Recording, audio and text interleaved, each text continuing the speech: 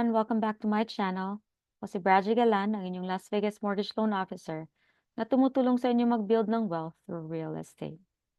Kung nag-iisip kayong bumili ng unang bahay, itong video na to makakatulong para makaiwas sa stress at makasave ng libo-libong dolyares. Let's start with the top 5 mistakes na dapat iwasan ng first-time home buyers. Mistake number 1, naghahanap ng bahay na walang pre-approval. Excited tayo minsan, diretso agad sa pag-house hunting. Pero napapamahal tayo sa isang bahay na hindi pala natin kayang i-qualify. Kapag may pre-approval, malalaman mo magkano talaga ang kaya mong bilhin, magkano ang monthly payment mo, ano ang loan programs ang pwede sa'yo, at mas seryoso ang seller sa offer mo. So mag-shop ka ng bahay na may confidence, hindi yung hula-hula lang. Mistake number 2, sa bank lang kumuha ng loan.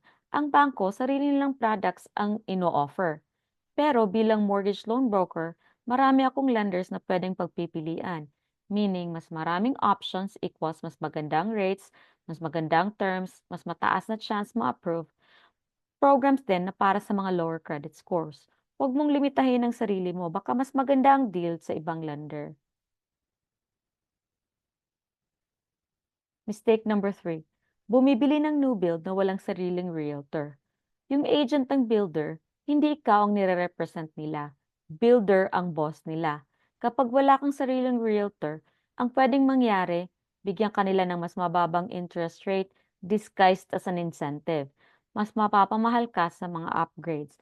Walang makipag-negotiate ng repairs para sa'yo. For the most part, libre lang ang kumuha ng realtor mo at makakatipid ka pa ng malaki.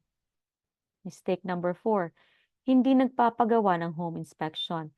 Kahit bagong bahay, pwedeng may sira o safety issues. Ang inspection nakakapag-iwas sa safety hazards, hidden damage, malalaking gastos na hindi mo inaasahan.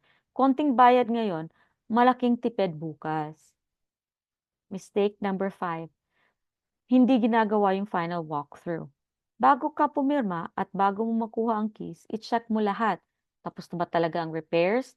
Nandyan pa ba ang appliances? May mga bagong damage ba pagkatapos umalis ang seller? Kasi kapag nag-close ka na, responsibilidad mo na lahat yan. Kaya lagi mag-final walkthrough. Bonus, loan options para sa first-time home buyers. Hindi mo kailangan ng 20% down payment. Maraming ibang options. For example, FHA, 3.5% down lang. Sa VA, 0% down payment para sa veterans. USDA, 0% down sa mga selected areas. Kung conventional, 3 to 5% down payments depende if first-time home buyer ka. Pwede rin gift funds, down payment assistance, maraming mga paraan basta may tamang guidance ka. So key takeaways, ang pagkukuha ng bahay, hindi kailangan nakaka-overwhelm. Basta may tamang team ka, mas madali ang proseso.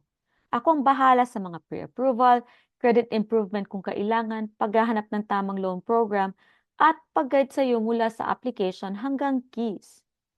Kung ready ka na o gusto mo lang malaman kung anong standing mo, mag-usap tayo.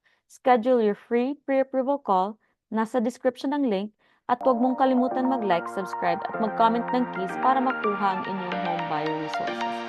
Maraming salamat sa